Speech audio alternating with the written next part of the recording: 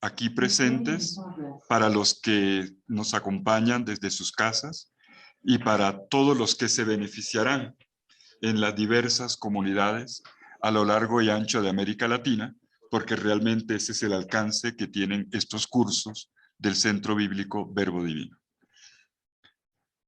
Bueno, este año la modalidad es muy especial, muy particular.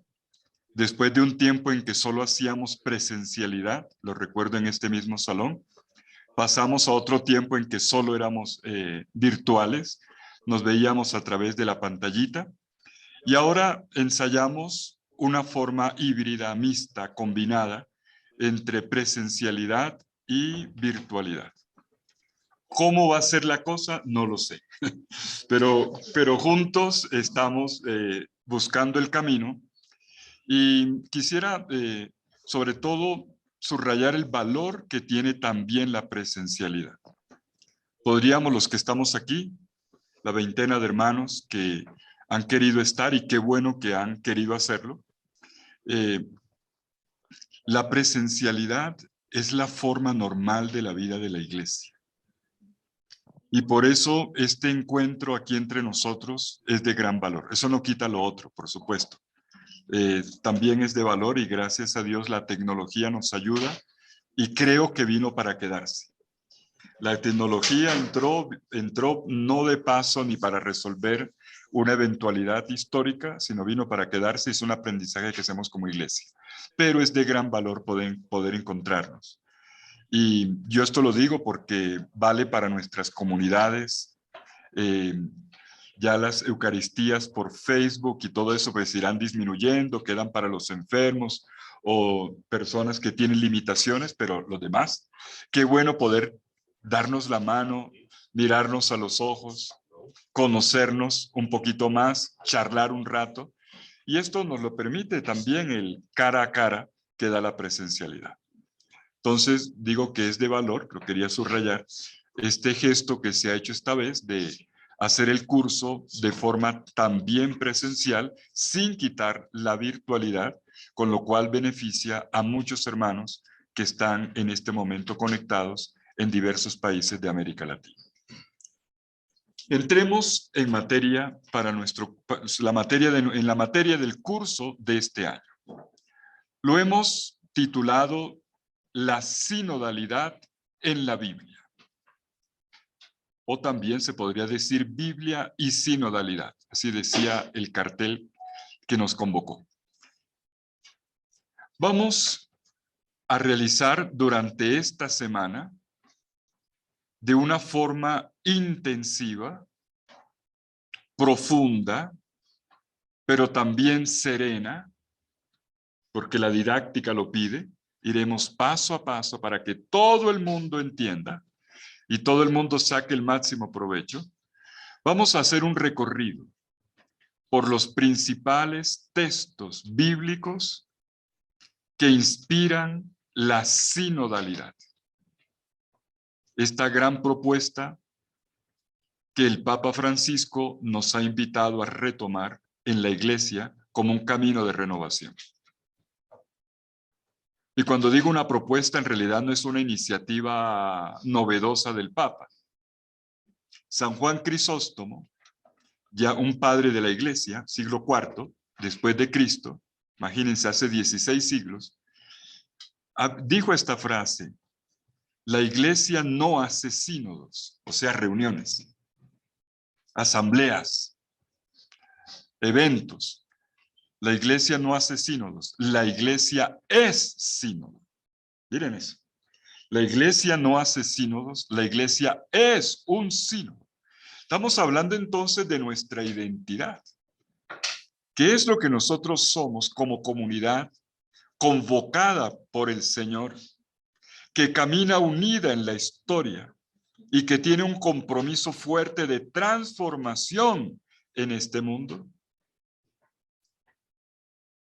Entonces, vamos a volver a la fuente de esta sinodalidad, del Dios que convoca, que llama al pueblo de Dios que lo constituye, que lo forma como el pueblo de la alianza, para descubrir en los diversos textos de la Escritura en qué consiste la sinodalidad, quiénes son los sujetos que lo hacen posible y cuáles son las dinámicas a través de las cuales se desarrolla. Conceptos, identidad, ¿de qué se trata? Sujetos, quiénes la llevan a cabo, y luego cómo se lleva a cabo las dinámicas, y esta es la pastoral, las dinámicas pastorales de la sinodalidad, porque esto va a irradiarlo todo, como veremos, en el desarrollo de nuestro estudio. Resumiría lo que acabo de decir con 3 palabras.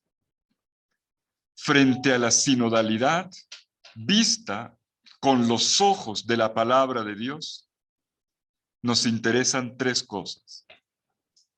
¿Qué, quién y cómo? Atención con esas 3 palabras. ¿Qué? Siempre de qué se trata. ¿De qué se trata? Ese es el qué.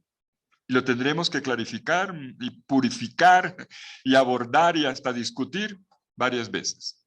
¿Qué? ¿De qué se trata esto? 2, ¿quién? ¿Quién lleva a cabo esta sinodalidad? Todos, la respuesta viene enseguida, todos. ¿Quién es el que camina junto? Pues todos, pero vamos a ver que hay unos liderazgos. Y yo voy a subrayar mucho el tema del liderazgo. En inglés el leadership, el liderazgo. Hoy diríamos también en la ministerialidad. Esto requiere ministerio. Esto requiere el ejercicio del pastor. ¿Y quiénes son? ¿Solamente los sacerdotes, los ministros ordenados? ¿O el pueblo de Dios también tiene una ministerialidad en función de la constitución del pueblo de Dios que peregrina unido, transformando la historia y que tiene, así como tiene un origen común en Dios, tiene un destino compartido en el reino definitivo de Dios, reino de vida, de paz y de justicia? Y la tercera palabra es el cómo, la pregunta más importante. Casi siempre le preguntan, yo soy caribeño, y en mi tierra siempre dice, ajá, ¿y esto cómo se come? Dígame, padre, ¿y esto cómo se come? ¿Cómo es la cosa? Entonces, el cómo. Importa mucho el cómo. Estas 3 palabras nos dictan los objetivos. El objetivo general es estudiar los principales textos que inspiran la sinodalidad en los textos de la Sagrada Escritura. Los textos que inspiran la sinodalidad en la Escritura, mejor. Pero queremos decantar el qué, objetivo específico, de qué se trata.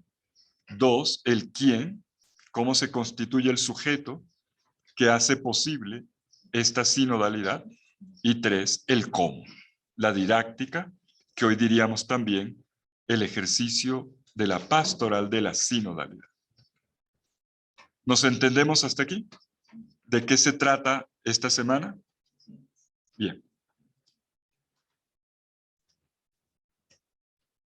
Quisiera, antes de continuar, decirles que para esta semana, el texto más importante de nuestro estudio es, como lo dice el título del curso, y lo acabamos de decir en el objetivo, la Sagrada Escritura. Entonces yo quiero pedirle a todos que tengan a la mano el texto de la Sagrada Escritura. No se hace un curso de Biblia sin Biblia.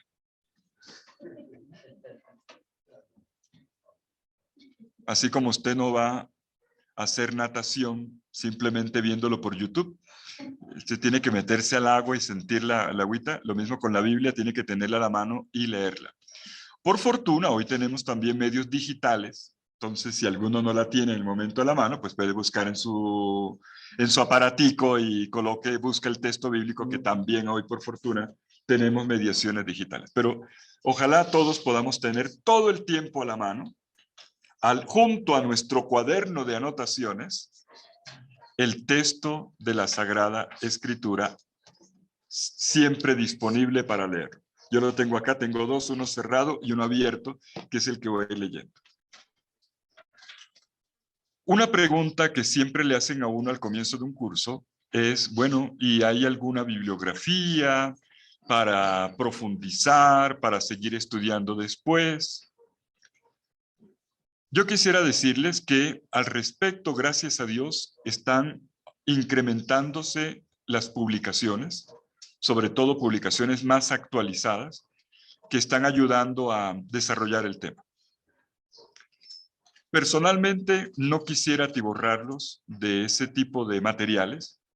Creo que el mismo curso, a través del abordaje directo de los textos de la Escritura, es la primera gran ayuda. Es decir, nuestra bibliografía primera es la Biblia. Eso es lo que tenemos que leer y trabajar en primer lugar.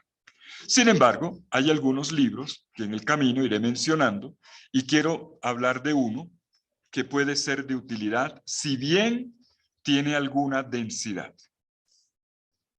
Es este que tengo a la mano. La sinodalidad en la vida y en la misión de la Iglesia. La sinodalidad, título del libro, recomendado. La sinodalidad en la vida y en la misión de la Iglesia. Este es un texto preparado por una comisión de expertos. La Iglesia Católica tiene una comisión de expertos que asesora al Papa y a la Iglesia entera en materia de doctrina, profundizando ciertos temas que lo requieren. Y se llama la Comisión Teológica Internacional, así se llama, la Comisión Teológica Internacional. Ellos han preparado un documento que no es largo, explicando los diversos aspectos de la sinodalidad. Ese documento está publicado, lo tengo aquí a la mano, lo hay en diversas versiones, pero la que tengo aquí, además del documento de parte de la comisión de expertos, donde está explicado el tema, este libro tiene además 4 comentarios de 4 especialistas que nos ayudan a profundizar el tema. Uno profundiza en la parte bíblica, otro en la teológica, otro en la pastoral y otro en la canónica, porque hay aquí un detalle que es de procedimiento también del derecho propio de la Iglesia. Y por eso lo recomiendo, porque además del texto de la comisión teológica, tenemos unas ampliaciones, unas explicaciones que podrían ayudar. Estos libros, me preguntaré, ¿dónde se consigue? Bueno, la librería Verbo Divino seguramente lo tiene, a muy buen precio, creo yo, y si no, pues lo vamos a conseguir. De todas maneras, en cualquier librería decente la pueden encontrar.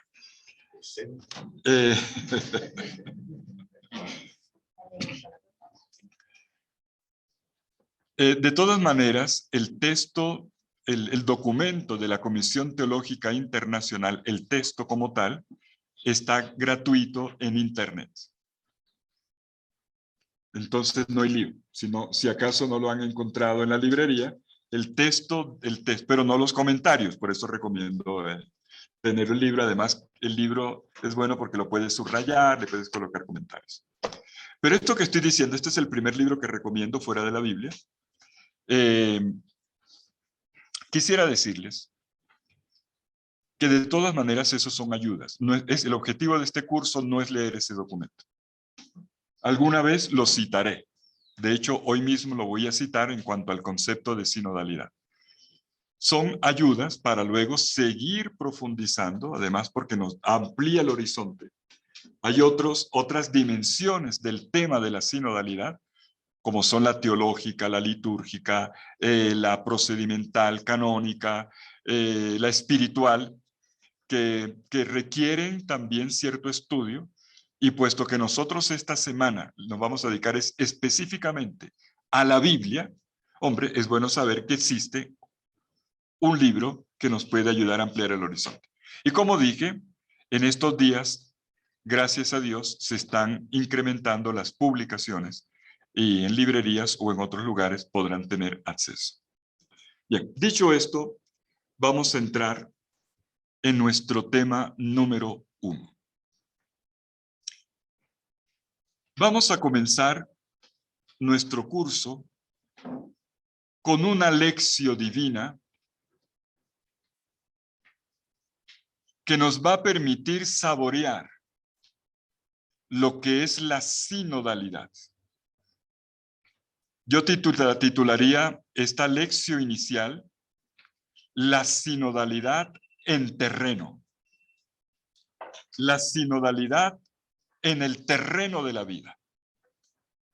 la vida comunitaria. La sinodalidad en terreno. ¿Cuál terreno? La del pueblo de Dios, la del caminar del pueblo de Dios.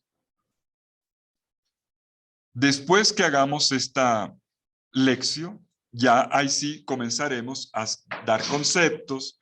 Todavía no voy a entrar en conceptualidades y haremos luego un recorrido por el Antiguo y el Nuevo Testamento.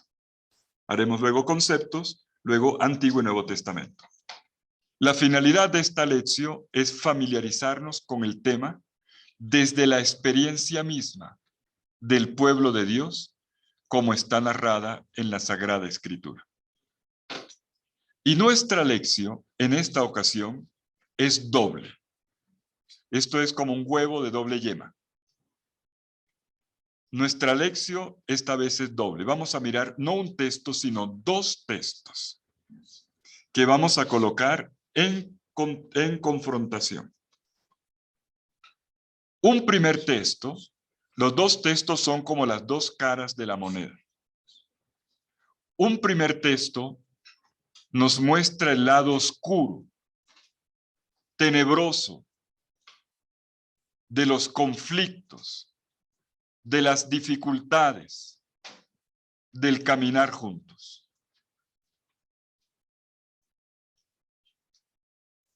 Jesucristo dijo en una ocasión, está en Mateo 18:20, donde 2 o 3 están reunidos en mi nombre, allí estoy yo en medio de ellos. Pero yo esa frase, a veces como un poquito así de malicia, yo la retraduzco, donde hay 2 o 3 reunidos, siempre hay alguna pelotera. Siempre alguna cosa pasa. No faltan las peleas, los disgustos. Hay gente que se enoja con la otra, uno que no llega, uno que no cumple compromisos. Bueno, esas cosas a veces pasan. No en las comunidades de ustedes, gracias a Dios, porque las comunidades de ustedes son diferentes, pero bueno, nosotros sabemos, en la historia ha ocurrido, menos mal que ya no pasa, pero antiguamente pasaba. Había grupos pastorales y comunidades que se acababan hasta por una rifa. Hasta por eso, se armaba un lío y se armaba.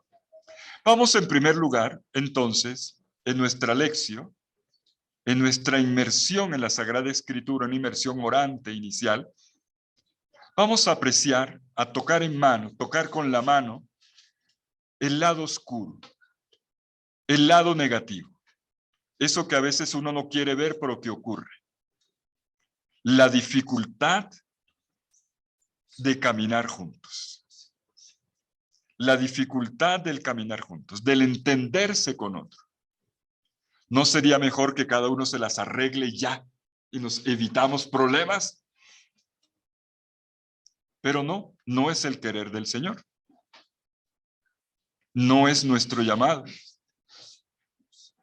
La segunda cara de la moneda es la cara luminosa. La cara feliz. La sinodalidad en positivo. Primero la sinodalidad en negativo, partiendo de la experiencia del conflicto. La Biblia, desde el Génesis hasta el Apocalipsis, nos está narrando conflictos. ¿Por qué? Hay gente que le pregunta, pero ¿por qué la Biblia habla tanto de guerras? ¿Por qué la Biblia habla de pecados? ¿Por qué la Biblia habla de tanto lío? Porque esa es la realidad de la vida. Porque es donde Dios acontece para hacer algo nuevo en el mundo. Por eso. por eso. Entonces, después de apreciar el lado negativo, oscuro, vamos a ver el lado positivo, negativo, cuál es la propuesta. Y entonces, una vez dicho eso, con la lección inicial, ¡rum!, nos lanzamos a decantar el tema con el quién, el qué, el quién y el cómo de la sinodalidad en los textos del Antiguo y del Nuevo Testamento. Y al final de la semana, próximo sábado, estaremos sacando las conclusiones, regalándonos a nosotros una serie de pistas de orientaciones pastorales que nos llevaremos debajo del brazo para ejercitar, para trabajar con nuestras comunidades. Y entonces nos iremos de este curso equipados. Eso espero. Eso espero. Bien, abramos nuestra Biblia. Primer texto, el lado oscuro de la sinodalidad, del caminar juntos. Libro de los Números, capítulo 16. Libro de los Números, capítulo 1, capítulo 10, Libro de los Números, capítulo 16. Todo el capítulo.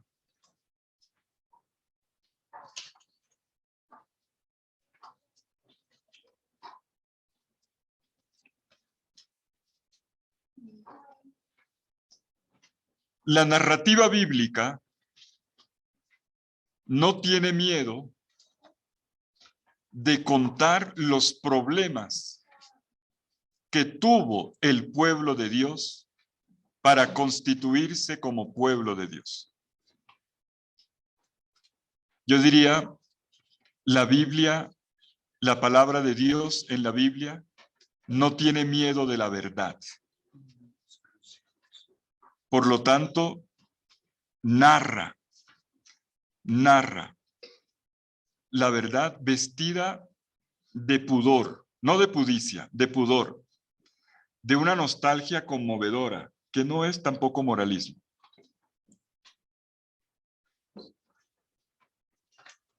Pongamos este texto del capítulo 16 del libro de los Números en su contexto.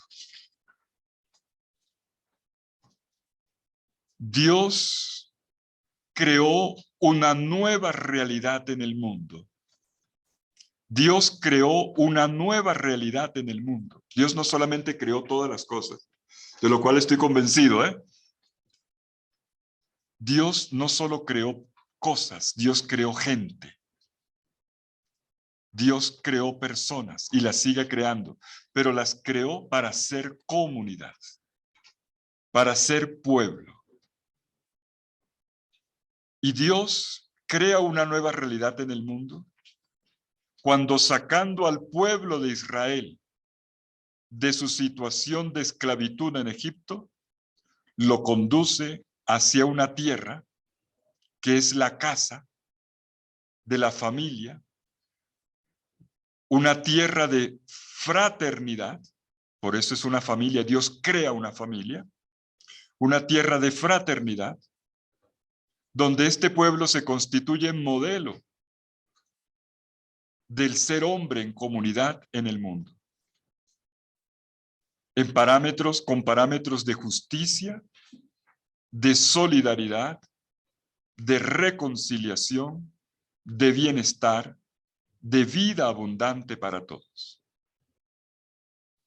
Dios inauguró esa realidad en el mundo con un gesto, el gesto del éxodo. El éxodo es la acción creadora de Dios, la acción creadora de un pueblo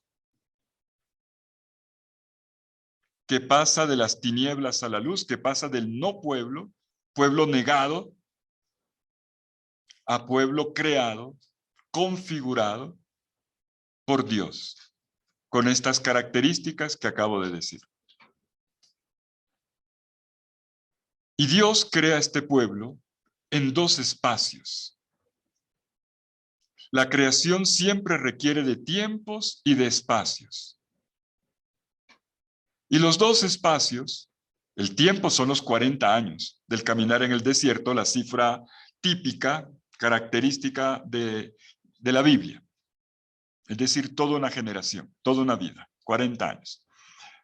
Pero hay dos espacios en los cuales se desarrolla este proyecto creacional de Dios, la creación de un pueblo.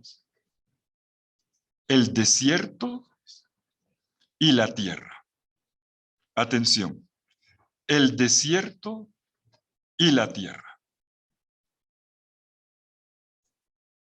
Y aquí vamos a acuñar un principio pedagógico bíblico que nos va a acompañar toda la semana.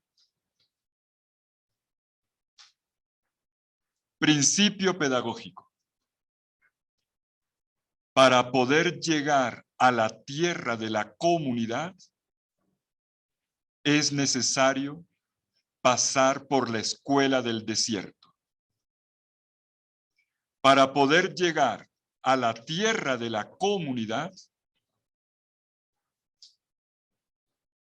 esta comunidad ideal, esta familia del pueblo de Dios, como Dios la quiere y como nosotros la anhelamos, se requiere de la formación. Se requiere de un camino de aprendizaje. Y ese es el espacio del desierto. El desierto es la escuela de la vida. La vida que luego se ejercita en la tierra. Podríamos decirlo con otras palabras. No se llega a la tierra sin el desierto. Principio pedagógico bíblico. Y esto tiene que ver con la sinodalidad. La sinodalidad es un ideal que requiere la formación del pueblo de Dios en la dinámica de un éxodo, del atravesar un desierto, afrontando las dificultades. Todas las cosas valiosas de la vida requieren aprendizaje. La sinodalidad es un aprendizaje. Así como la familia es un aprendizaje. Cada comunidad hace un aprendizaje. Vivir en sociedad es un aprendizaje. Para poder llegar a la tierra de la fraternidad, de la familia, del pueblo de Dios, hay que atravesar el desierto de la formación, que es también el desierto de la tentación. Y entonces hago enseguida una segunda aclaración contextual que nos permite disfrutar a fondo el texto que vamos a leer. El primer principio pedagógico es que para llegar a la tierra, para poder vivir la tierra, hay que vivir el desierto. Los dos espacios están unidos. No hay tierra sin desierto, sin la travesía del desierto, sin la formación. Pero detengámonos ahora en el desierto. ¿Por qué es necesario el desierto? ¿Por qué es necesario el desierto? Esta es una gran pregunta de los estudios bíblicos. Si nosotros miramos el mapa del recorrido del pueblo de Israel en el Éxodo, nosotros inmediatamente sentiríamos algo extraño. No es una gran distancia la que hay entre Egipto e Israel. Son países vecinos. Están muy cerca, están pegaditos. Si yo tuviera que hacer hoy el camino del Éxodo, partiendo desde el lugar clásico Tamnis, en Egipto, a pie, para ir, y coloco un referente en Israel, Jerusalén, 3 días a pie, caminando 25 o 40 kilómetros por día, que es bastante. Pongámosle la semana, si quiere, para caminar poquito, como cuando se hace el Camino de Santiago, 20 kilómetros por día. Una semana, en una semana ya habrían acabado el éxodo. ¿Y cuánto se demoraron según la Biblia? 40 años. Y dice, ¿por qué? Y uno dice, ¿por qué? ¿Por qué se demoraron 40 años cuando podían llegar? Voy a poner, dije 3 días, pero vamos a dejarlo en una semana para no exagerar. ¿Por qué lo que podían hacer en una semana les implicó en realidad 40? Porque hay ciertos aprendizajes que requieren una vida entera. Hay ciertos aprendizajes que requieren una vida entera. Así que, por favor, vamos sacando cucarachas y quitémonos de la cabeza la idea de que esto de la sinodalidad, con 2 o 3 reuniones ya lo resolvimos y que ya la iglesia en 3 años estará renovada. No, esto es un caminar que va a requerir paz. Eso sí, tiene que estar muy claro el propósito y hacer la ruta, eso sí, no nos desanimemos. Pero estoy diciendo, ¿por qué 40 años? ¿Y por qué lo estoy diciendo? Porque esto va a implicar mucha paciencia. ¿Alguno de ustedes, por casualidad, de los que están aquí presentes en este auditorio, por casualidad tiene hijos? Un hijo, ¿cuánto se requiere para educar un hijo? Buena respuesta. Se requiere toda la vida. Algunos decir, no sé, 5 años. ¿Cómo no? ¿Usted cree que a los 20 años ya está educado?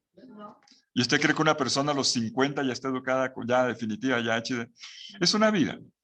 Los aprendizajes vitales requieren la vida. El pueblo de Israel necesitó una vida. Pero, atención, el libro de los números,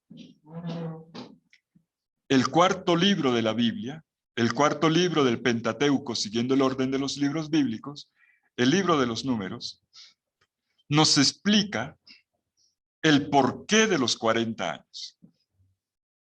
Dios era un pedagogo. Dios era un maestro. Dios se presentó como un educador, como un formador de pueblo de Dios, de comunidad.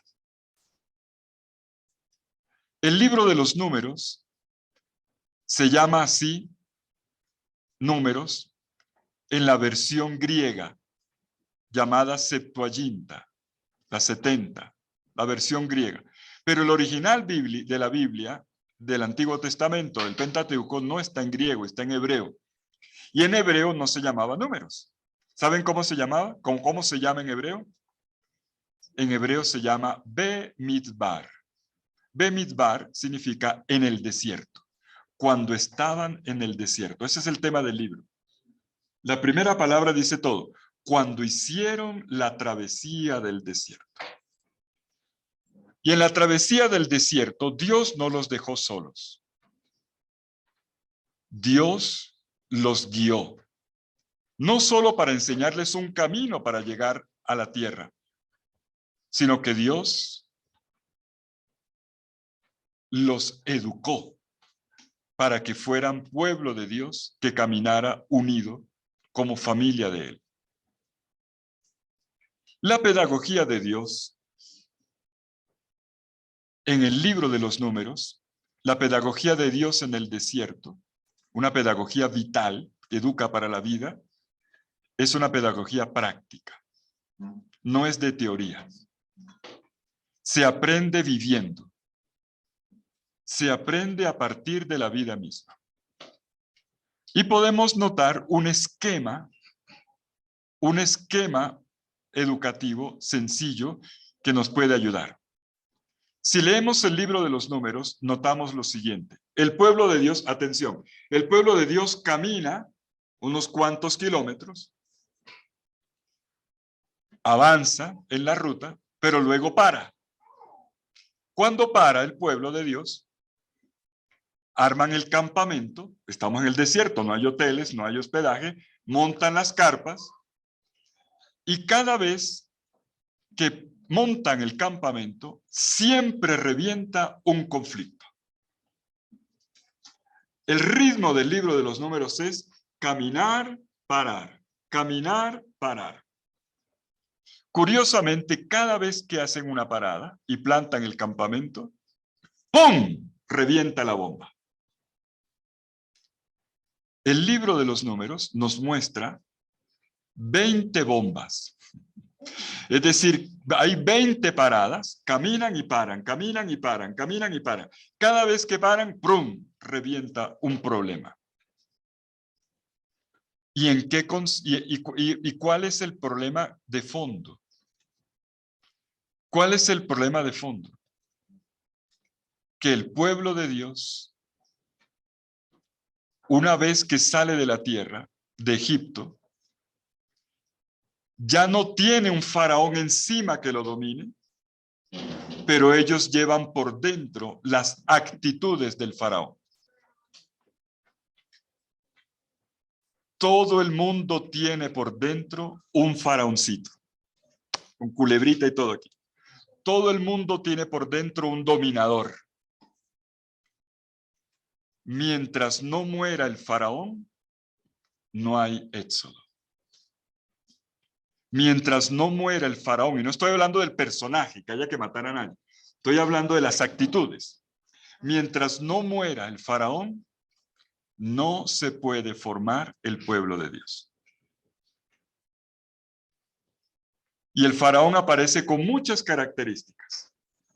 Les cuento una para que nos entendamos. La primera vez que el pueblo para, estamos en los capítulos 10 y 11 del libro de los Números, la primera vez que el pueblo de Dios para, el primer faraón, ¿saben cuál es? El faraón no fue el que se ahogó allá en el Mar Rojo y glu, glu, glu, y se murió con todo su ejército. No, el pueblo de Dios lo lleva aquí. Ellos vienen de una tierra de esclavitud y ellos sabían dos cosas, o ser esclavos o ser faraones. Y ahora que ya no son esclavos, se vuelven entre ellos faraones. Entre ellos mismos. Entre ellos mismos. Y cuando plantan el campamento, ¡pum!, revienta un faraón. El faraón del hambre, de la comida. La primera pelea del pueblo de Dios es por la comida. Oh pueblo para pelear por la comida. Nunca estaba contento con la comida. Señor, no hay agua. Pues sí, golpea ya en la roca y entonces sale el agua de la roca. Señor, bueno, pero agua no, necesitamos proteína. Entonces, bueno, los cuervos y la cosa. No, señor, pero un carbohidrato, un pancito, bueno, maná. Bueno, todo el tiempo es normal, claro que sí. Pero el problema mayor no fue ese. Esas son las tentaciones que ya han aparecido en los capítulos 16 y 17, la de Meribá sobre todo, en los primeros pasos. Pero ahora en el libro de los Números se nos dice que cuando planta el campamento, la gente comenzó a conversar entre ella de esta manera. ¡Ay! Como eran tan sabrosas las cebollas de Egipto y los puerros de Egipto, ¿no? Y estamos aquí comiendo esta comida de desierto, claro. Allá no hay supermercados, ¿no? Ni hay tampoco cómo cultivar una granja. Estamos en el desierto. ¿Cómo eran de sabrosas las cebollas de Egipto? Y uno se pregunta, ¿qué será mejor?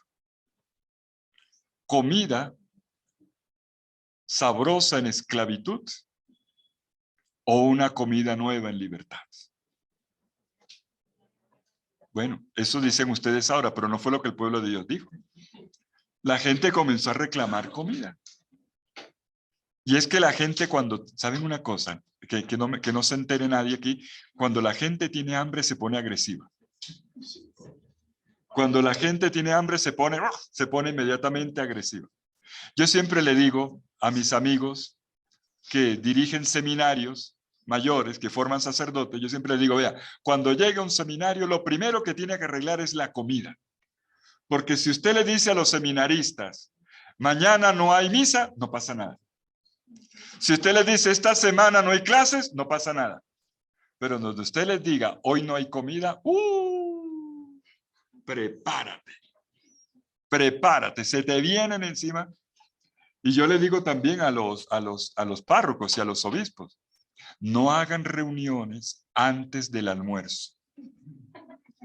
Porque la gente con hambre está, más bien sírvale una buena comida y cuando ya todos estén contentos, ahora sí, hágale la propuesta que todo el mundo va a decir que sí. Eso lo saben los empresarios que hacen almuerzos de trabajo, sirven buena comida, al final, oiga, fírmeme este papelito y todo el mundo firma. El primer faraón fue el faraón de la comida. Y el pueblo de Dios comienza a protestar. Bueno, pero ¿qué es lo que queremos? Pero quisiera que nos detuviéramos ahora, y es la lección del capítulo 16, en uno de los faraoncitos que el pueblo tiene dentro y que tiene que sacar. Si no saca ese faraón, no puede haber sinodalidad. Estoy comenzando desde lo negativo, pero es importante hablar. Hay ciertas cosas, sinodalidad no es simplemente cómo vamos a hacer dinámicas para que las comunidades estén más felices y contentas, o algo así, o para tomar decisiones juntas y mejorar el proceso decisional de la iglesia. Vamos a ver que la cuestión es mucho más de fondo, mucho más de fondo. Es ser pueblo de Dios. ¿Cómo es que vamos a ser ese pueblo de Dios, el pueblo que Dios quiere y que todos anhelamos, que estamos llamados a ser? Y para que esto ocurra, es necesario hacer el camino de la formación en el desierto. Y caminar en el desierto, segundo principio pedagógico, implica hacer morir el faraón, el dominador que tenemos por dentro. Hablé de uno, el hambre. Capítulo 16. Capítulo 16, otro faraón. El faraón de los malos liderazgos. Ya les dije que iba a hablar aquí de líderes, de liderazgos. Y esto tiene que ver mucho con la sinodalidad. La típica pregunta, ¿quién manda aquí? Para decirlo sencillito que todo el mundo entienda. ¿Quién manda aquí? Ese es uno de los problemas más serios de la vida en comunidad, del caminar juntos. ¿Quién manda aquí? Territorialidades, y aquí nadie mete la mano, y las cosas son como yo digo, y si no es como yo pienso, entonces no, y yo no estoy de acuerdo, entonces me voy, ese tipo de cosas. Vamos a hablar de eso. Capítulo 16 del libro de los Números. La sinodalidad en negativo cuando los liderazgos no funcionan. La sinodalidad en negativo cuando los liderazgos no funcionan. Digo, no funcionan bien, porque sí funcionan, pero no como debiera ser. Se vuelven más para problema.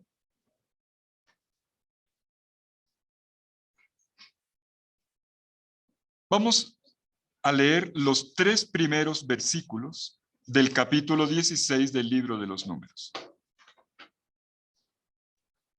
He aquí que Coré, hijo de Yishar, hijo de Keat, levita, y Datán y Abiram, hijos de Eliab, y On, hijo de Pelet, rubenitas, se alzaron contra Moisés junto con 250 hombres de los hijos de Israel, jefes de la comunidad, miembros del consejo, hombres importantes. Atención, aquí hay un tema de autoridad, y armaron un grupo. Se juntaron contra, aquí está la palabra hay que subrayarla aquí, la preposición contra. Un grupo se arma contra Moisés. Se juntaron contra Moisés y contra Aarón. Aquí está el problema. Todo iba muy bien, pero ahora resulta que un grupo va a decir, no estamos de acuerdo con Moisés. No nos gusta el estilo de Moisés y de Aarón. Se alzaron contra Moisés y contra Aarón y les dijeron, versículo 3, esto es demasiado. Todos los de la comunidad, todos son santos, y el Señor está en medio de ellos. Es decir, aquí todos somos iguales. Moisés no es más santo que los demás. ¿Por qué, pues, se ponen por encima de la asamblea del Señor. Y atención con la palabra asamblea. Es la manera como se denomina aquí el pueblo de Dios en camino. Se llama la asamblea. El pueblo de Israel es la asamblea del desierto. ¿Por qué se ponen ustedes encima del pueblo de Dios si todos somos iguales? Si todos hemos recibido la santidad de Dios. A ver, detengámonos un momento en esos 3 primeros versículos. Aquí está pintado ya el conflicto. Estamos en medio del desierto. La gente ya está cansada. Las expectativas de que van a llegar a la tierra comienzan a venirse al suelo. Llevamos años y años caminando y no vemos lo que esperábamos que ocurriera, ¿no? Esto no se parece a lo que nos pintaron cuando comenzamos el camino.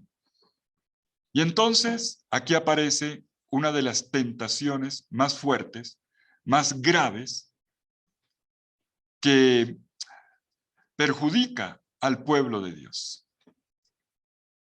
Unos quieren llegar rápido, ya estamos cansados, ya, lleguemos. ¿Por qué 40 años si podemos llegar en una semana? Apuremos procesos, saltemos etapas. Y otros piensan que inclusive Moisés y Aarón van muy rápido. Es el problema de las velocidades. Unos piensan que van muy despacio, y de hecho iban despacio, y otros piensan que Moisés y Aarón empujan demasiado. El problema de las velocidades, el del rápido y el del lento. Yo lo diría con mis palabras, en términos de hoy. Los que ya están en Vaticano V y ya quisieran ver resuelto todos los problemas de la iglesia, y los que jalan para atrás, los integrismos, que jalan para Trento y de pronto un poco más atrás, y que todavía quieren la misa en latín y están reclamando ciertas cosas. Los muy progresistas y los conservadores. Y resulta que el pueblo de Dios no se mueve por esas lógicas. El pueblo de Dios no está determinado, no debería estar determinado por ese tipo de lógicas. Esa lógica dejémosela ya a los medios de comunicación que habla desde fuera y nos mete a la iglesia en parámetros que no son de su naturaleza. Pero que bueno, igual cuando lo dicen, igual por algo lo dicen. El texto del capítulo 16 del libro de los Números calibra el problema de la sinodalidad.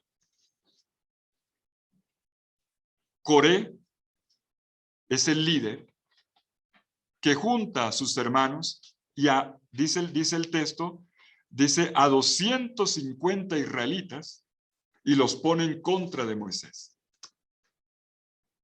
¿Han visto alguna vez una división comunitaria por casualidad? Yo espero que no les toque ver eso, porque qué horror, ¿no? Que un grupo, que una comunidad se divida y que un grupo somos los de tal y los de tal y mejor partámonos porque no entendemos. Ese es el problema. Ese es el problema. Hay un clima en este texto de desorientación, un ambiente de miedo. Pero resulta, mis queridos amigos, que el gusto del poder muerde más que las serpientes. Y esto es lo que devasta las tiendas de Israel, el campamento de Israel. Es una crisis de fraternidad. Vamos a ver, en su momento lo veremos, la relación entre fraternidad y sinodalidad. No son lo mismo, pero son contingentes, están pegados. Es una crisis de fraternidad que es más dura que las protestas que ya habían hecho por el agua, por el pan, por la carne, por las serpientes, o por las guerras interminables que habían sufrido en el camino del Éxodo. Y aquí es donde tenemos que mirar la figura líder. Moisés y Aarón nunca se ofrecieron para dirigir al pueblo de Dios. Ellos nunca pasaron la hoja de vida, ni postularon el nombre para que los pusieran de directores del grupo. Fueron llamados por el Señor. Y si ustedes recuerdan, la vocación de Moisés en el capítulo 3 del libro del Éxodo fue un llamado difícil. Moisés al principio le dijo al Señor que no. Y el Señor le insistió. Al final, bueno, cedió. Moisés y Aarón no se eligieron a sí mismos. Ni siquiera fueron elegidos democráticamente en una reunión del pueblo. Fue Dios el que los llamó. Fue Dios el que los puso en medio de la comunidad. Pero ahora el pueblo los mira no como los elegidos de Dios para dirigir la comunidad, sino como personas autoritarias que están gobernando, dirigiendo al pueblo de Dios según sus propios criterios. Pero si miramos el texto, la acusación que levantan contra Moisés y contra Aarón, el texto es reflexivo y es crítico.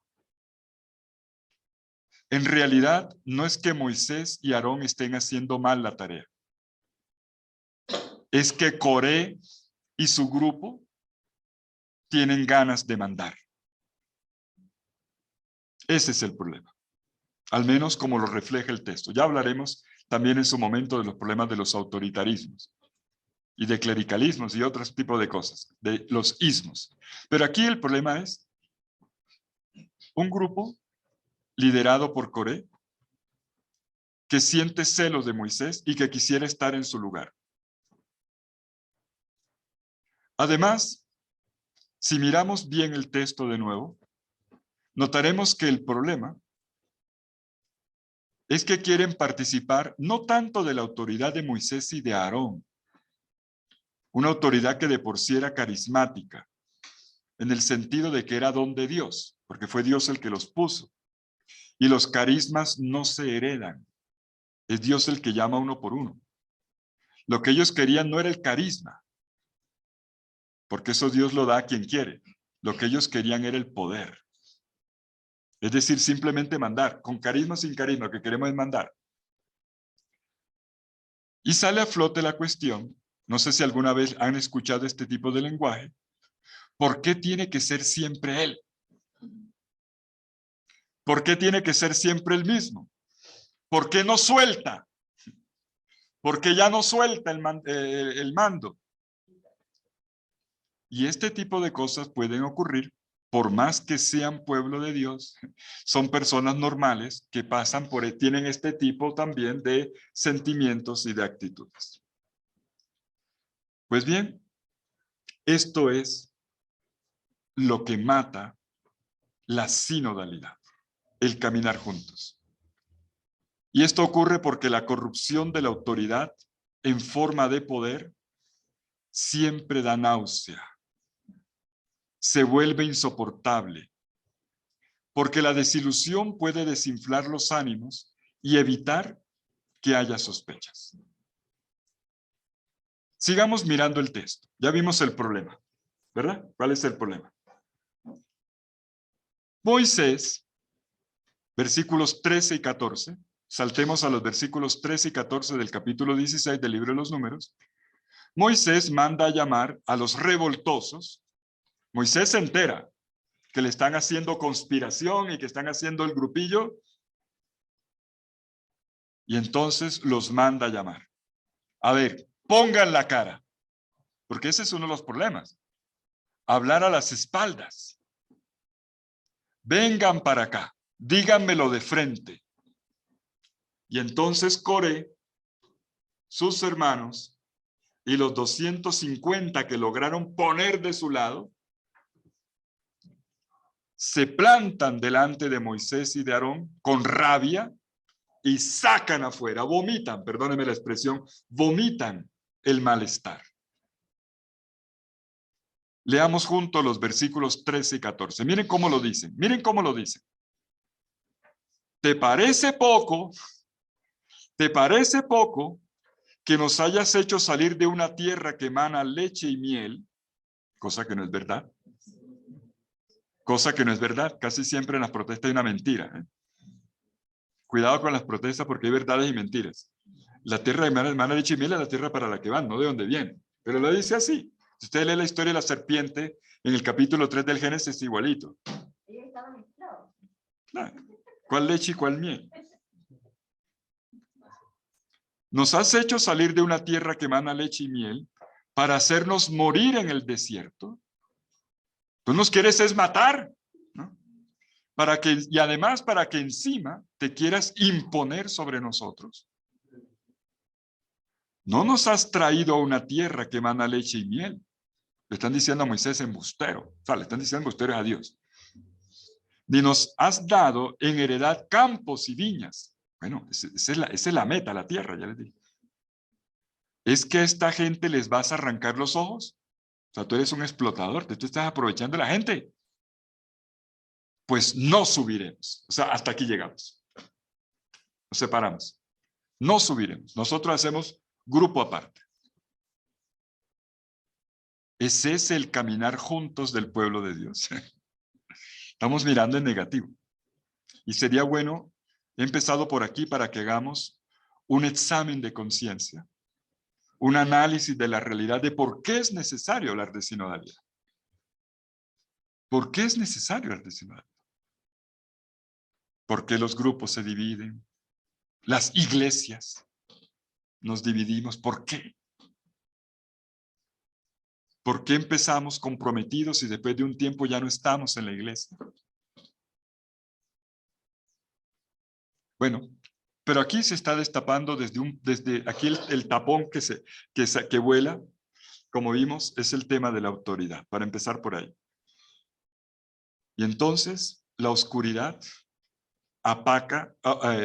opaca las luces iniciales de la alegría del Éxodo, hace añicos la memoria de un pueblo, acaba con la ilusión inicial cuando dieron los primeros pasos de la libertad. Los días de ensoñación se vienen al suelo. Y por lo tanto, comienza a acabarse el futuro del pueblo de Dios, y lo que están es llenos de miedos y de resentimientos, de sospechas de unos de otros. Y esto va contaminando, como una pandemia, va contaminando a la comunidad, porque este tipo de cosas se pega. Este tipo de cosas se va pegando. Y les voy a decir una cosa, escúcheme lo que voy a decir, para que afinemos el análisis. Las divisiones, las contiendas, tienen una víctima preferencial: los hijos, los pobres, los pequeños, la gente sencilla que creyó y que esperó. Cuando en una familia pelean los papás, ¿quiénes son los que pagan los platos rotos? Cuando en una comunidad misionera pelean los líderes, o en una comunidad cualquiera pelean los líderes, ¿quiénes son los que pagan el pato? El resto de la comunidad. Las divisiones y las contiendas tienen una víctima preferencial: los pequeños, los frágiles, los frágiles. Y aquí los frágiles es toda esta comunidad bonita que le creyó a Moisés, o a Dios por medio de Moisés, que dejaron sus casas en Egipto con sus cebollas metafóricas, las supuestas cebollas sabrosas de Egipto, con sus platos de carne, para irse al desierto, para vivir la promesa de la libertad, un mundo bello, diferente, justo, fraterno, en el pacto, en la alianza que Dios había hecho con ellos. Y ahora es el pueblo entero el que afronta a Moisés y a Aarón para decirles: ustedes nos engañaron. Esto es fuerte. Esto es muy fuerte. Decirle a un líder, usted me engañó. Usted me decepcionó. Miren el versículo 6. Vámonos al capítulo 17, por favor. Primero, como les dije, esto va contaminando. Comenzó con Coré, así se llamaba el líder de la revuelta. Se lleva a 250 detrás de él, pero esto contagia al resto del pueblo. Y en el capítulo 17, versículo 6, es todo el pueblo el que ahora planta cara contra Moisés y Aarón para decirles, 17:6, ustedes han hecho morir al pueblo del Señor. Frase fuerte, ¿eh? Ustedes han matado la comunidad. Y es duro para Moisés que lo afronten de esta manera. Pongámonos en la piel de Moisés. Moisés también había dejado su familia, su trabajo, su bienestar. Él había rehecho su vida después de todo lo que le pasó en Egipto, la había rehecho allá en el desierto de Madián. ¿Para quién Moisés se había entregado con tanto ardor, sino para el pueblo? ¿Para quién era su vocación, sino para el pueblo? ¿Para quién había sido toda su vida, sino para el pueblo? ¿Para quién había envejecido, gastando toda su energía? Inclusive renunciando al protagonismo, porque él todo el tiempo lo que hacía era mostrar a Dios. Renunciando a sus propiedades, al poder inclusive, para que un día la gente se le venga encima y lo acusen de haberlos engañado. En realidad, la acusación en última instancia es contra Dios. Ustedes han hecho morir al pueblo del Señor. Y aquí estamos en el punto álgido, el punto más agudo de la crisis. Todo el pueblo hace llorar al líder, a Moisés, junto con Aarón, acusándolo de haberlos engañado. Ustedes han hecho morir al pueblo del Señor. Y cuando la crisis toca fondo, comienza la luz. ¿Qué habrían hecho ustedes? Pregunto, en una situación como esta. ¿Qué habrían hecho ustedes? Una posibilidad es decirle, oiga, yo les he entregado toda mi vida, pero si eso es lo que ustedes quieren, pues friéguense con J, que yo me regreso, me voy con mi señora y mis hijos, se llamaba Séfora y sus seforitos, bueno, ya se había muerto. Esa es una posibilidad. Yo me bajo del bus, como dicen por ahí. Yo no quiero pelear, yo me bajo, sigan ustedes, hagan lo que quieran. Pero Moisés, un buen líder, no abandona al pueblo, aun cuando el pueblo mismo esté equivocado. Aun cuando el mismo pueblo lo acuse. Y por eso es importante conocer el final del relato de esta gran crisis. Y aquí ya vamos a comenzar a trazar líneas. Ocurren tres cosas. ¿Cómo se sale a flote de la crisis? ¿Cómo se reconstituye la sinodalidad? Y miren que estoy repitiendo la palabra sinodalidad sin haberle explicado bien todavía, pero yo creo que ya la van captando, porque esto más que concepto es la vida. La narrativa es una forma de hacer teología, contando historias. La Biblia cuenta su mensaje a través de historias. La vida habla siempre alto. Bueno, hay tres cosas. Miren las tres acciones que sacan a flote de nuevo el pueblo y reconstituyen la sinodalidad. Uno, primero, tomemos nota. Primero, lo que sale a flote es la sinceridad. El corazón desnudo que no abriga segundas intenciones. Es decir, Moisés y Aarón dejan al pueblo hablar. Así el pueblo no sepa hablar. Así diga las cosas, verdades mezcladas de mentiras. o inclusive alguna verdad, verdades también de por medio, lo primero es escuchar. Lo primero es escuchar. Dejar hablar. Lo primero es dejar hablar. Y esto también lo vamos a insistir mucho esta semana. La escucha. Que salga a flote lo que la gente siente, lo que la gente piensa. Es más, en la medida en que se habla, se purifica también y se clarifica cuál es la verdad. Yo lo llamaría la desnudez del corazón. El corazón que no abriga segundas intenciones.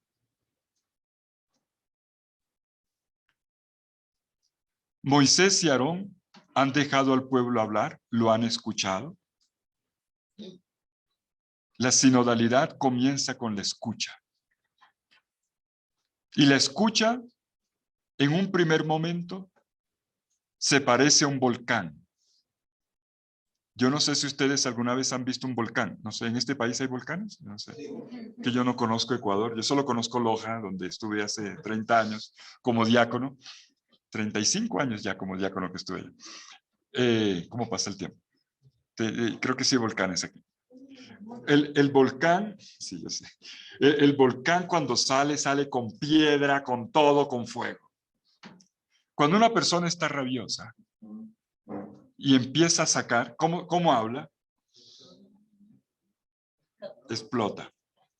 Lo mismo que pasa cuando tú escuchas a una amiga o un amigo que tiene un problema. Al principio comienza y suelta y suelta y suelta. Después ya va calmándose y ya va calmando. Ya después, inclusive tú no le entiendes porque dice una cosa y dice la otra. Y luego ya va hasta que va serenando, serenando, serenando, serenando. Lo primero es dejar hablar, así hable mal. Dejar hablar. Escuchar. Escuchar. Así en la escucha vengan piedras y palos. Hay que escuchar.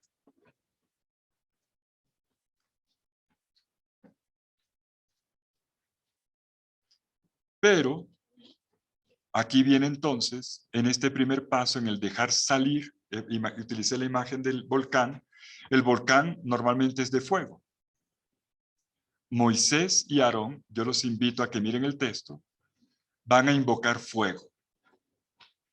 ¿Qué es el fuego en la Biblia? El fuego es purificación.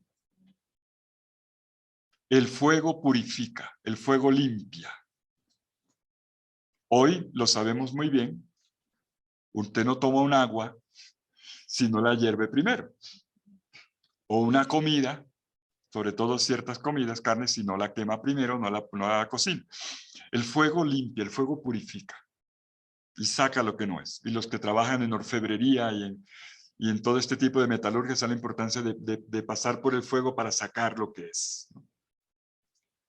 Pues bien, se habla, pero Moisés y Aarón también piden fuego. Aquí fuego no es castigo. Aquí fuego es limpieza. Fuego es limpieza. Es un fuego que no es el fuego de la rabia de los que estaban hablando, es el fuego de Dios. Atención.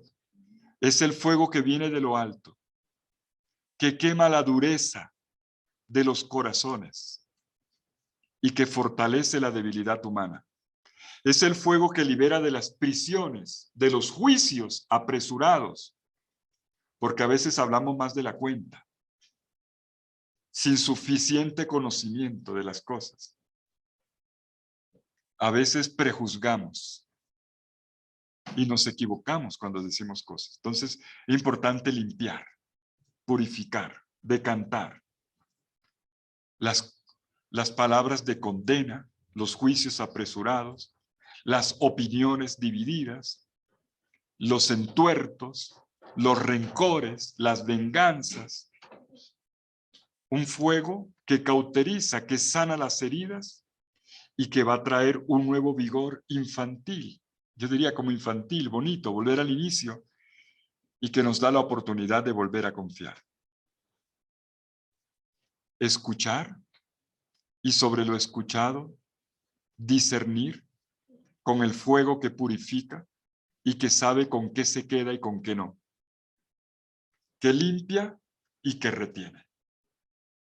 ¿Qué es lo que importa y qué es lo que queda, qué es lo que vale?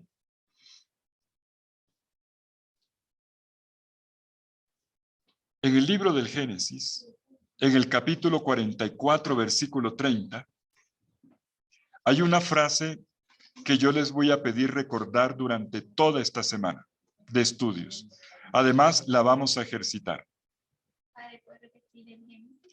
Con mucho gusto. Génesis 44, 30. Dice así: la vida de cada uno está unida a la vida del otro.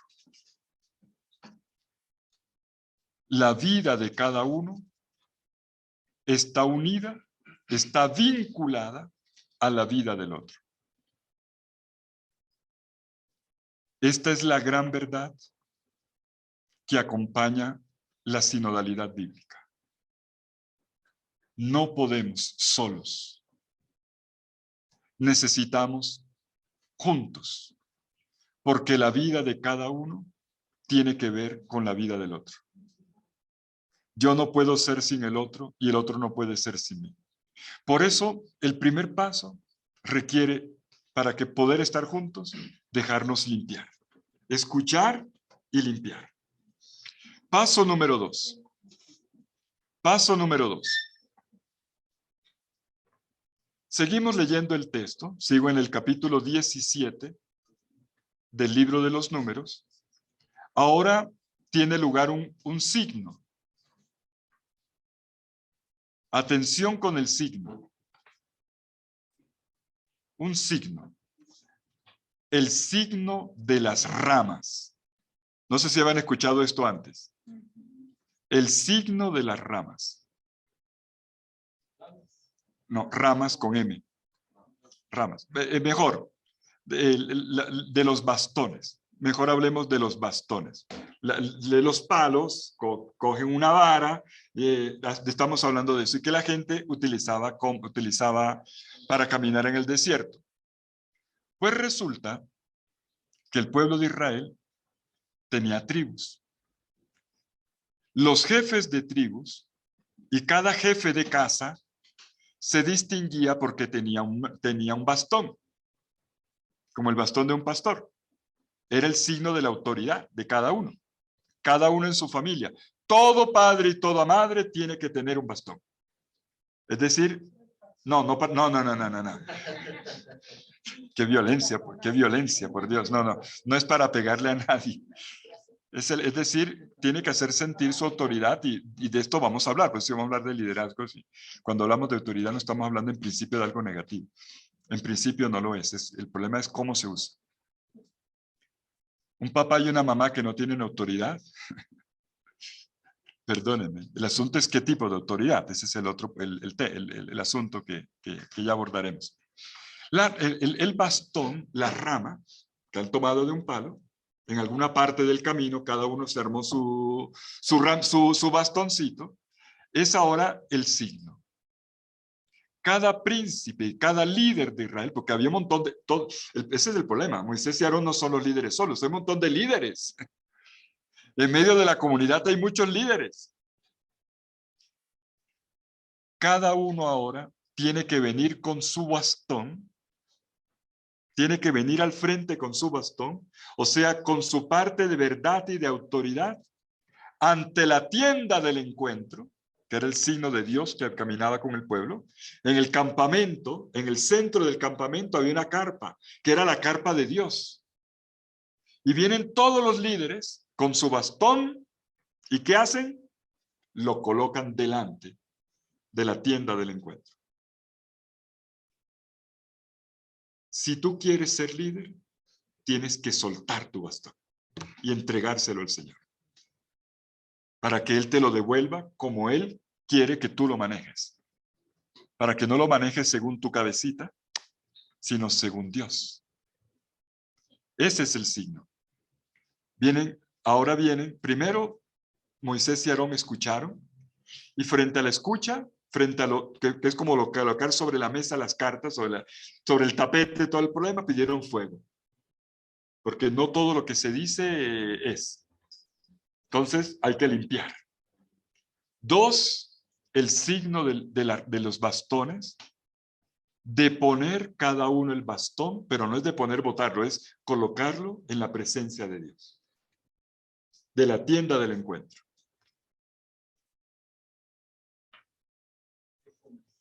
Porque ¿quién es el que lleva el bastón del pueblo? ¿Quién es el verdadero pastor del pueblo?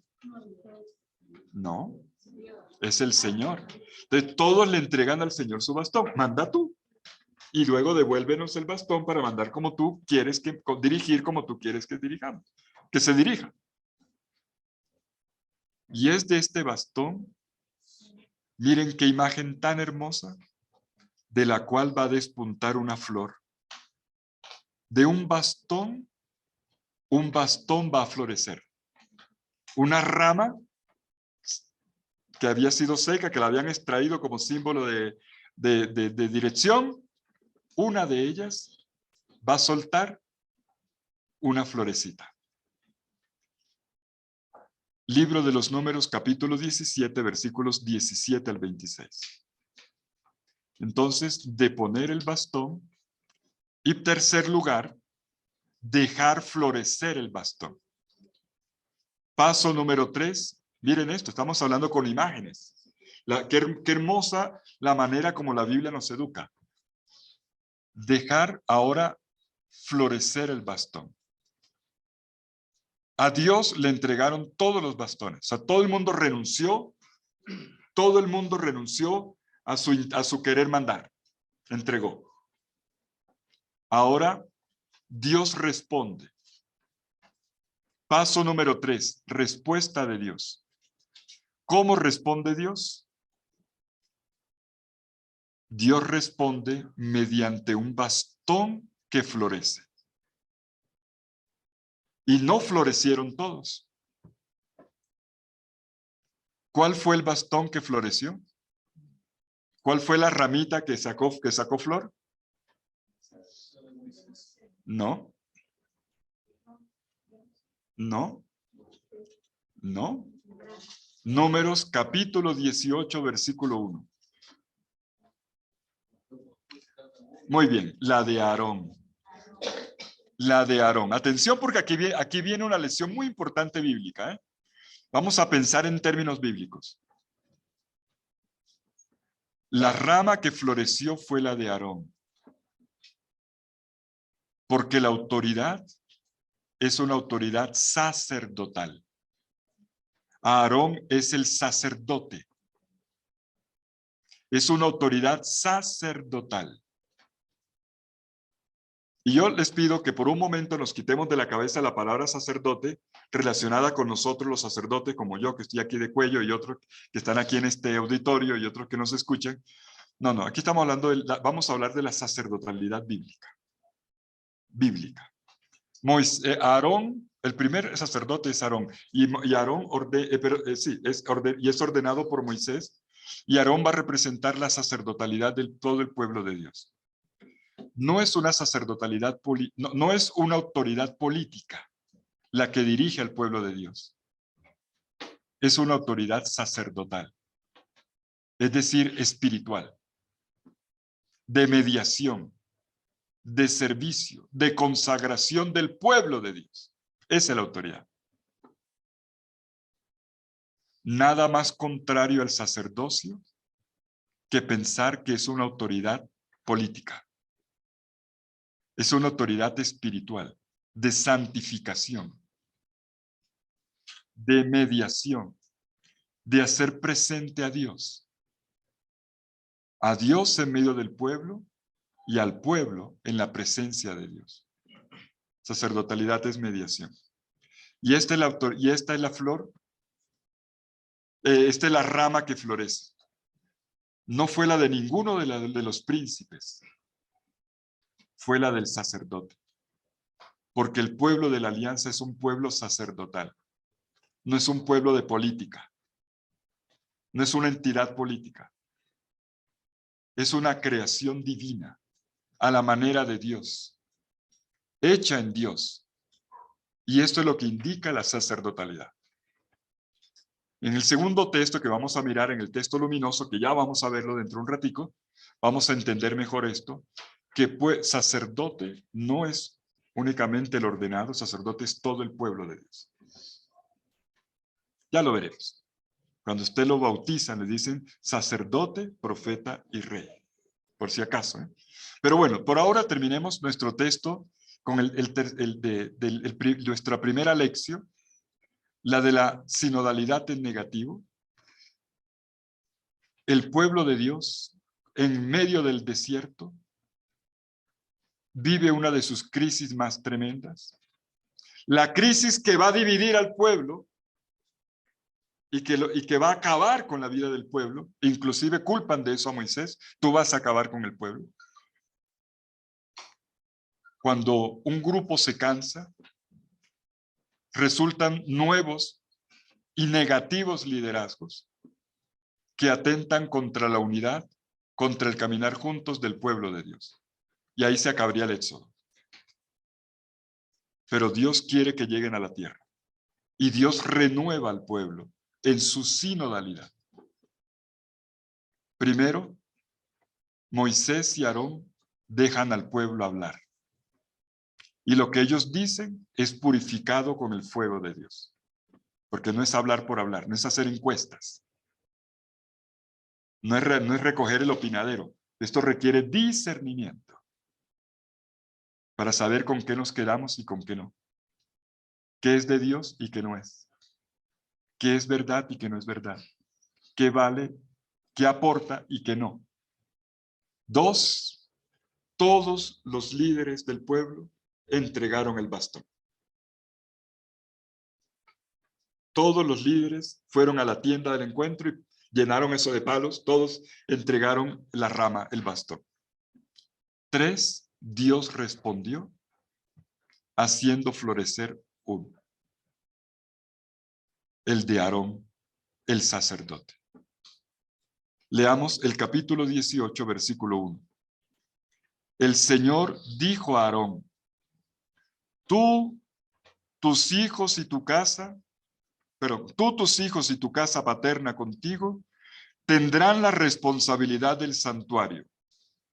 Llevarán el peso de las culpas cometidas al santuario. Aquí está la mediación, para que el pueblo sea perdonado, son mediaciones. Tú y tus hijos tendrán la responsabilidad del sacerdocio. Mis queridos amigos, este tercer gesto fue la victoria de una responsabilidad compartida. Escuchen esta palabra, responsabilidad compartida, que comienza con una persona que es capaz de echarse al hombro las debilidades de los demás. Miren el versículo que acabamos de leer en Números 18:1. Ustedes llevarán el peso de la reconciliación. Eso es el sacerdocio del pueblo de Dios. Eso es el pueblo de Dios. Ustedes llevarán el peso de las culpas cometidas al santuario. Es decir, ustedes serán mediadores de reconciliación. Reconciliación, no división. De cada persona con Dios y de la comunidad. ¿Cómo se renueva esto? ¿Cómo se renueva el pueblo de Dios? Caminando juntos, llevando cada uno el peso del pecado del hermano. Llevando el peso de la debilidad del hermano. Échate al hombro a tu hermano. Eso es caminar juntos. Ustedes pensaban que caminar juntos eran tomémonos de las manos y el padre Abraham tiene muchos hijos y patatín, patatás. ¿Cómo no? Eso lo hacemos en las convivencias el próximo sábado. Pero, no, señor. Échate al hombro. La comunidad. Bueno, para allá vamos. Claro que es difícil. Por eso estamos aquí. Si fuera fácil, no estaremos aquí.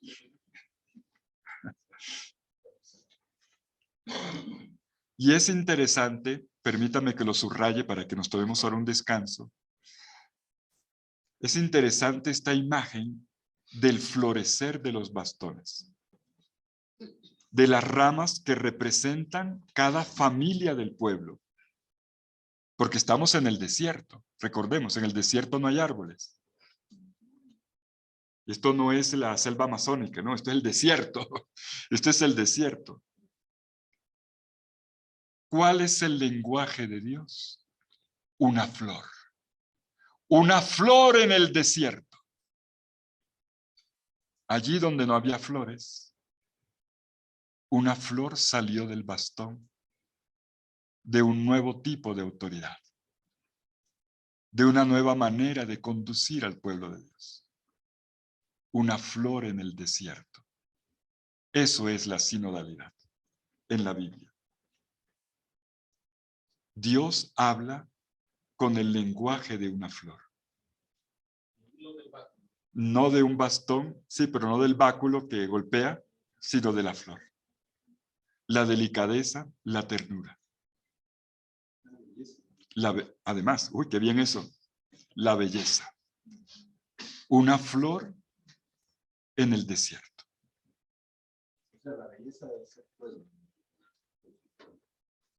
Y la belleza del estilo de vida. Esa es la renovación. Si la renovación no es belleza, no es renovación. No, no estamos hablando de eso. También podría ser, pero no. La fecundidad, mis queridos amigos, la potencialidad de una nueva primavera. Esto es sinodalidad, una nueva primavera.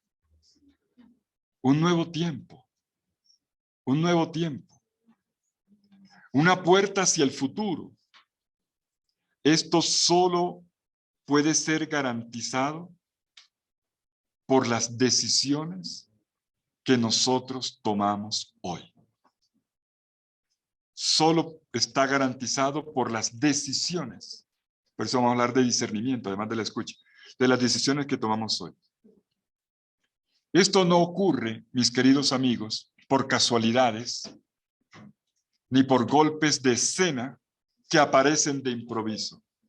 El pueblo de Dios tiene que reunirse y tiene que decidir qué es lo que quiere vivir y cómo lo va a vivir. Un pueblo de Dios que decide, que elige,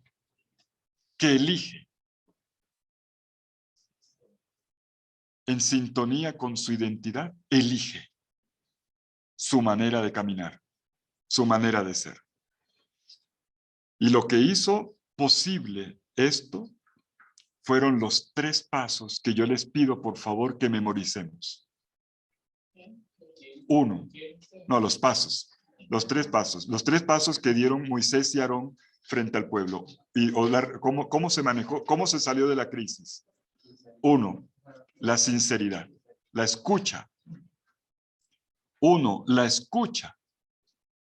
Una escucha que pasa por el fuego. Una escucha que pasa por el fuego. 2, el deponer los bastones. Soltar los bastones. Esto de aquí mando yo, aquí manda. Eso no puede ser. 2, deponer los bastones. Va a cambiar de mentalidad. Esto es un cambio de mentalidad. Suelta el bastón. Esa autoridad a la que te aferras y que tú dices de aquí, no, vamos a soltar. Hay que soltar. Tenemos que soltar. Y 3, dejar hablar al Señor. Y vimos cómo habló el Señor. ¿Cómo respondió el Señor? ¿Cómo habló? ¿Habló desde una nube? Habló con el lenguaje de una flor. Dejar hablar al Señor. ¿Ustedes esperan que en la sinodalidad nos hablen los truenos? No nos van a hablar los truenos. Nos va a hablar la voz en el silencio. La voz en la belleza de lo frágil, del pequeño, del vulnerable, pero la hermosura que está en medio del desierto en una flor. Estos detalles pequeños que van a comenzar a aparecer y que nos van a ocupar.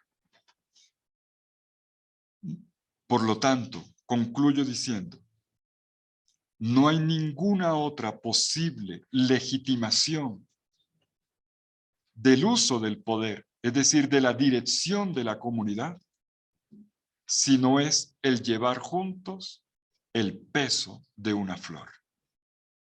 Llevar juntos el peso de una flor. Así al menos ocurrió aquella vez cuando la leña de la crisis que ardía de rabia en el corazón de Coré y que contaminó a 250 que cogieron y se armaron y luego contaminaron a todo el pueblo de Dios y se vinieron contra Moisés a insultarlo.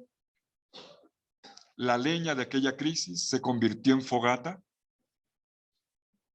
porque hubo escucha, porque hubo purificación y de este fuego salieron destellos de esperanza, desde los cuales se volvió a encender la fraternidad en el pueblo de Israel.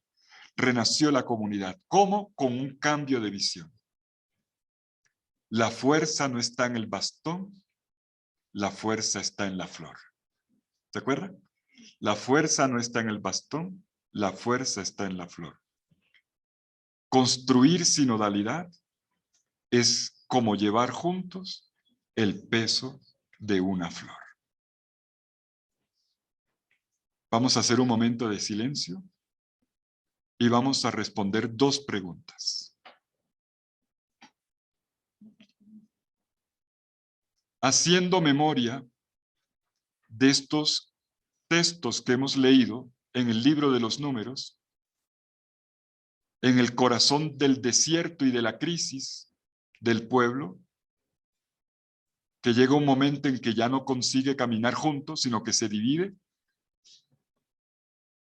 Primera pregunta. ¿Cuáles son las nuevas crisis? ¿Cuáles son las nuevas crisis en la iglesia?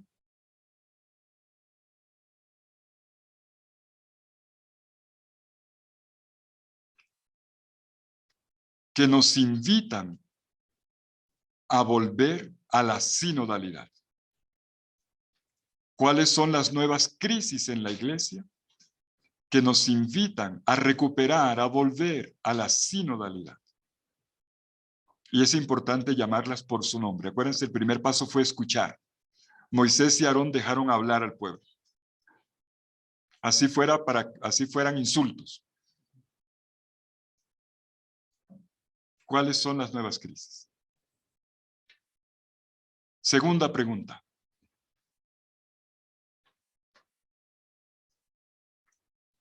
¿Cuáles son los pasos que habría que dar? ¿Cuáles son los pasos que habría que dar para renovar